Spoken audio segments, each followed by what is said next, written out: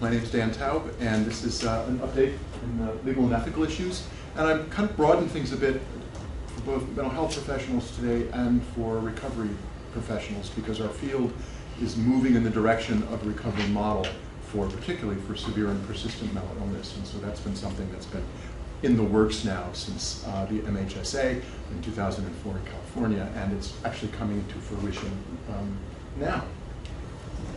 That's use of slides. I've been teaching and thinking about, and to some extent writing about, ethics for quite a few years. It's an area of focus that I've had since my graduate training, as my son would say, back in the Jurassic period. And what I'm struck by is that one never really becomes an ethics expert. I'm a journey person. I make mistakes. I don't think all the way through things all the time. I am subject to the same pressures everybody else is in the day-to-day.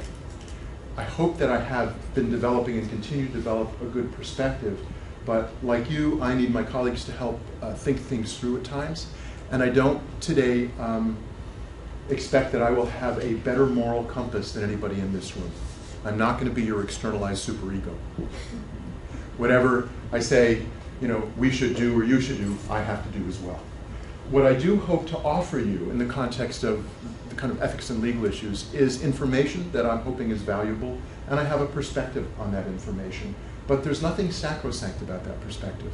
There's an old saying that when you have more than one lawyer in the room, and although I'm not a member of the bar, I am honorary because I have a JD, that if you have more than one lawyer in the room, then you usually have at least 5 opinions about the same issue.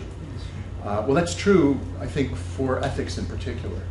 Often, when we're talking about outside of the real boundaries, there can be many different perspectives, so I don't pretend to have the perspective.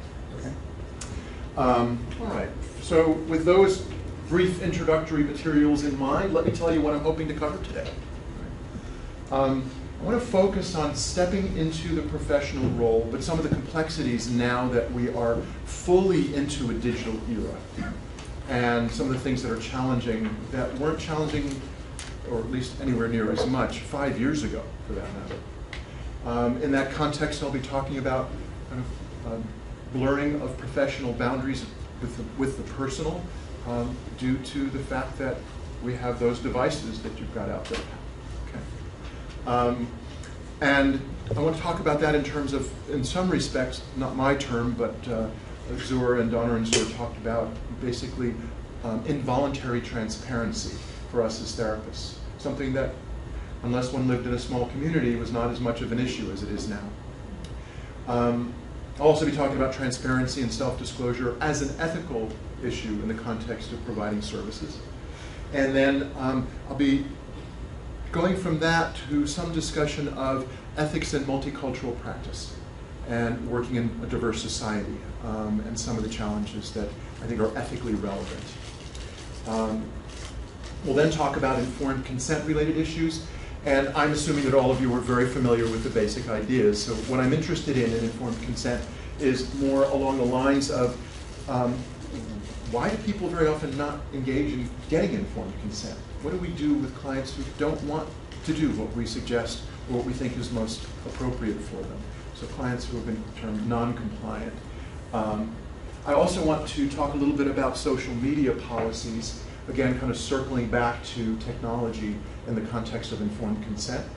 And then there have been some intriguing and kind of fast-paced changes in consent for minors, both in terms of changes in our rules with respect to the standards for a 12-year-old to consent, for example, to outpatient psychotherapy, but then also what parents can consent to in terms of sexual orientation change efforts in California.